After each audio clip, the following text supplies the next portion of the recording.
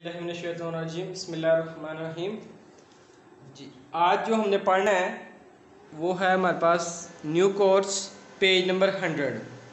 New course का page number 100 पे है ये पेज नंबर 100। ठीक है, इधर कुछ एडिशनल रूल्स हैं हमारे पास। मैं इन रूल्स को कहता होता हूँ हुक्स एंड सर्कल्स। ठीक है, ये खुद से नाम दिया हुआ है, ये बुक में नहीं है। ठीक है, तो हुक्स एंड सर्कल्स से पता चल रहा है कि कब आपने हुक का इस्तेमाल करना है और कब आपने सर्कल का इस्तेमाल करना है। ठीक है, तो मैं क्या करता हूँ, यहाँ पर कुछ डिफरेंट रूल्स हैं तो वो मैं करवाऊँगा। जैसे कि रूल है कि अगर एफ वी हुक के बाद सर्कल बोले तो सर्कल हुक के अंदर लगाएंगे। ठीक है, अगर एफ वी हुक के बाद सर्कल बोलता है, आपने क्या करना है, यानी कि लफ्ज़ के आखिर पर यहाँ पर एफ वी हुक लगी होती है, क्योंकि ये लास्ट पे लग सकती है क्योंकि ओनली स्ट्रेट स्ट्रोक्स के लिए होती है। तो उसके लिए अगर ये वहाँ पर सर्कल बोल रहा है एफ वी हुक के बाद, तो वो सर्कल जो है आपने हुक के अंदर लगाना है। जैसे वर्ड है प्रूफ्स,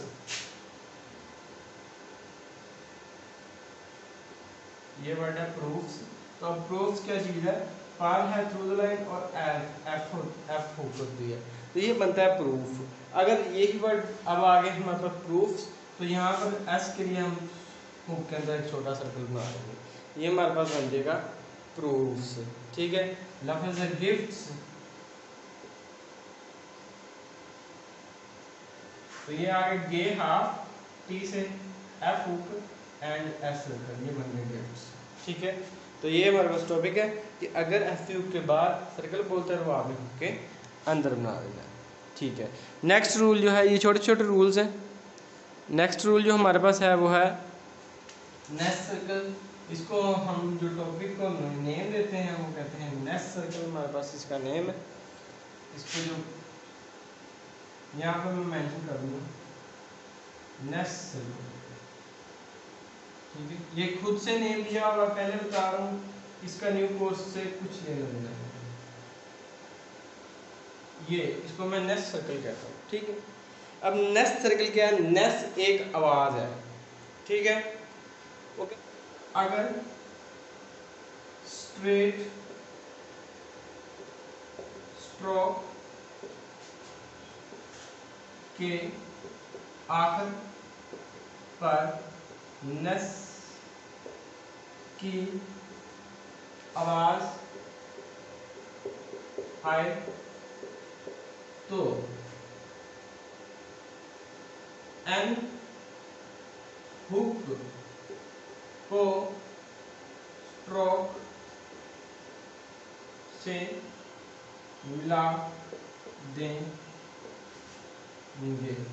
ठीक है, अभी स्टेटमेंट से समझ नहीं आएगी, जब मैं इसकी एग्जांपल लिखूंगा फिर आपको समझ आएगी। वो कह रहा है स्ट्रेट स्ट्रोक, यानी कि जो नेस्ट सर्कल है वो सिर्फ स्ट्रेट स्ट्रोक्स के लिए इस्तेमाल होगा। दूसरी बात, वो कहता है अगर किसी लफ्ज़ के आखिर पर, यानी कि वर्ड है चेंस। ठीक है, अब चेंस जो है वो यहाँ पर नेस की आवाज़ आ रही है, चैन एन और एस की आवाज़ यहाँ पर हमारे पास आ रही है। ठीक है, तो चे जो है एक स्ट्रेट स्ट्रोक है, तो हम पहले चे लिख देंगे, ये मेरे पास आ गया चे, और आगे आ गया नेस यानी चेंस एन और एस। तो एन की हुक बनाएंगे, एन के लिए जो जैसे हम हुक बनाते होते हैं, ये हमारे पास बन गई एन की हुक। ठीक है, तो वो क्या कहता है कि अगर स्ट्रेट स्ट्रोक के आखिर पर नेस की आवाज़ आए, ठीक है, तो आपने क्या करना है, जो एन हुक है, ये वाली एन हुक, इसको स्ट्रोक से मिला देना है। यानी कि दूसरे मानों में हमने जो लेफ्ट जो उसकी लेफ्ट साइड है वहाँ पर एक आखिर पर सर्कल बना दो, ठीक है। या फिर इसकी एक और स्टेटमेंट इस तरह हो सकती है कि अगर स्टेट स्ट्रोक के बाद एन के बाद यानी कि स्टेट स्ट्रोक के आखिर पर एन के बाद एस की आवाज़ आए तो आपने जो एन हुक है उसको स्ट्रोक से मिला देना, ठीक है। तो इसकी एग्जांपल जो स्टेटमेंट एग्जांपल ये भी एक बन सकती है। बाकी ये भी ठीक है, अगर स्टेट स्ट्रोक के आखिर पर नेस की आवाज़ आए तो एन हुक को स्ट्रोक से मिला देंगे। ये एन हुक को स्ट्रोक से मिला देंगे, ये कंसेप्चुअल होता है ताकि आपका कंसेप्ट भी क्लियर है कि जी हाँ हम एन के लिए पहले हमने जो सर्कल हुक बनाई और उसको फिर स्ट्रोक से मिला दिया, ठीक है। तो ये हमारे पास बन जाएगा चांस। लफ्ज़ है हमारे पास रेफरेंस,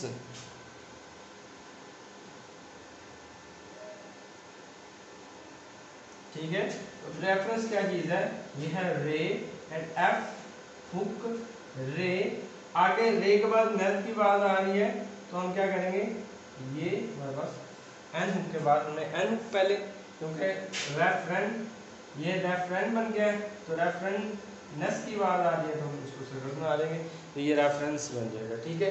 दूसरे मानों में पहले बताया अगर एन स्ट्रेट स्ट्रोक के बाद एन के बाद अगर एस आ रहा है तो आपने जो हुक है हुक नहीं बनानी बल्कि वहाँ पर सर्कल बना देना है, ठीक है। तो ये बन जाएगा रेफरेंस, ठीक है। ये भी एक छोटा सा रूल था। दूसरा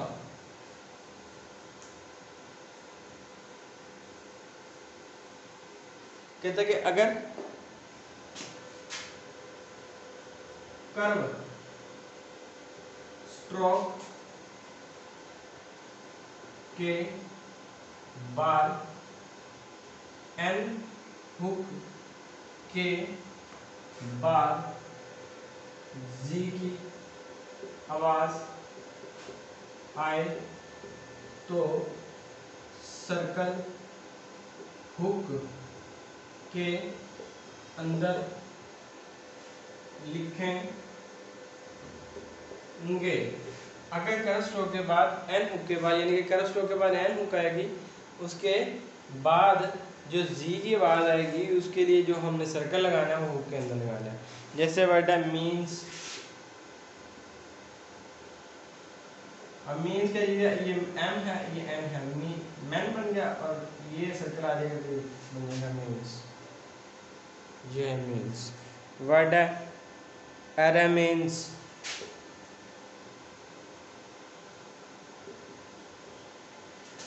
तो ये रै ये में एन एंड एस सर्कल जो बन जाएगा रै मीन्स, ठीक है। तो ये बहुत जो इजी रूल था तो इसको आपने कर लिया। इसी के साथ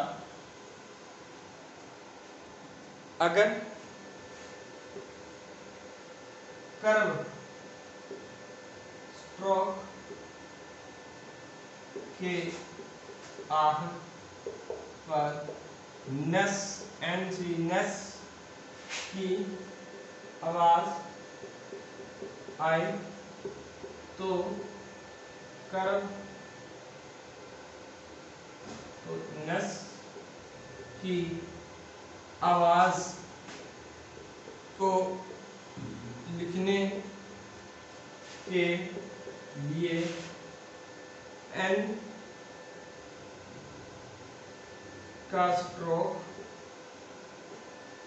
और एस सर्कल इस्तेमाल करेंगे, ठीक है जी। तो वो कहते हैं कि अगर कर्व स्ट्रोक के बाद नेस की बात पहले मैंने लिखा था स्ट्रेट स्ट्रोक के बाद अब आ गया कर्व स्ट्रोक के बाद तो फिर आपने क्या करना है एन को यानी कि एन का पूरा स्ट्रोक वो लिखना है और उसके बाद एक एस सर्कल लिखना है, ठीक है। जिस तरह वर्ड है ऑफेंस, ऑफेंस क्या चीज है ऑफेन आगे आगे एन और एस तो एन पूरा लिखेंगे तो आगे एस सर्कल बन जाएगा ऑफेंस, ठीक है। इसी तरह वर्ड है मेरे पास अनाउंसेस,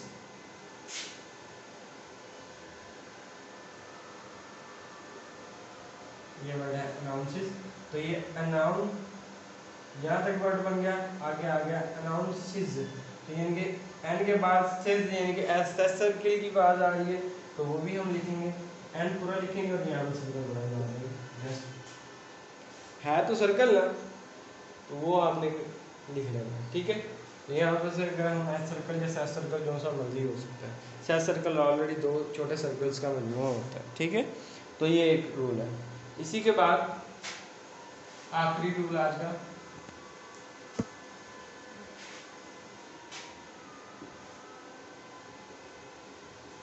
वो कहता है कि अगर लफ्ज के आखिर पर एफ वी एन के बाद वावल बोले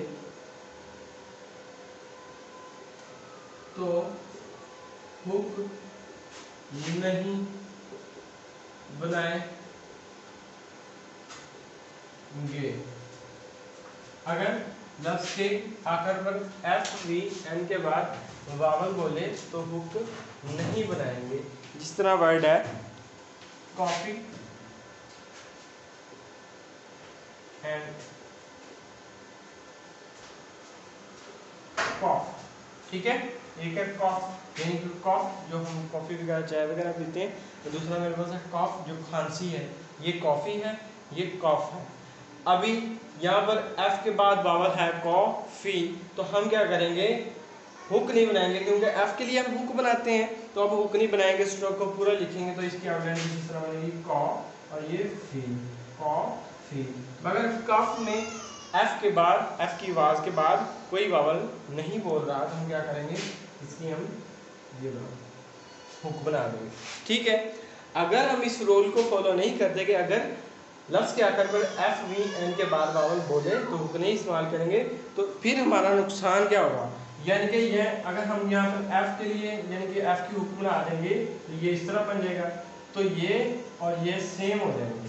ठीक है, तो इस कंफ्यूजन से बचने के लिए और इस गलती से बचने के लिए आपने क्या करना है कि अगर एफ वी एन के बाद आपको वावल बोला जाए, आपके आवाज़ आए, तो आपने क्या करना है कि हुक का इस्तेमाल नहीं करना, बल्कि स्ट्रोक को पूरा लिखना है। ठीक है, तो इसका जो आपने होमवर्क करना है, ये बहुत इंपॉर्टेंट रूल्स हैं, तकरीबन 5 रूल्स हैं ये। तो आपने जो पेज नंबर 100 है न्यू कोर्स का, ठीक है, वहाँ पर से इसके रूल्स स्टार्ट हो रहे हैं। तो सबसे पहले जो एफ वी हुक के बाद सर्कल बोल रहा है उस हुक के अंदर लिखेंगे। फिर उसके बाद वो कहता है कि अगर स्ट्रेट स्ट्रोक के आखिर पर एन के बाद सर्कल बोलेगा तो आपने हुक को स्ट्रोक से मिला देना है। ठीक है, उसी के बाद आपने नेक्स्ट पेज नंबर 101 में लिखा हुआ है कि अगर कर्व स्ट्रोक के बाद जो एन हुक है उसके बाद सर्कल बोल रहे हैं, तो आपने सर्कल जो है हुक के अंदर बनाना है।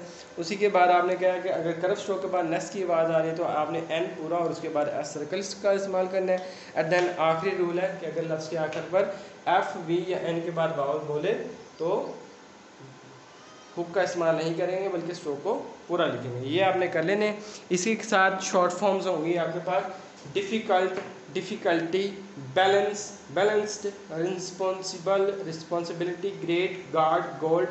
इसके बाद एक फ्रेज दी हुई है एडवांस। ठीक है, ये आपने कर लेनी है। और इसी के साथ जो आप लोग एक्सरसाइज प्रिपेयर करेंगे वो करेंगे एक्सरसाइज नंबर 96। एक्सरसाइज नंबर 96 ये आपका काम होगा। अगर आपको कुछ समझना है आप मुझसे पूछ सकते हैं। फ़ी अमानिल्लाह। अस्सलाम वालेकुम।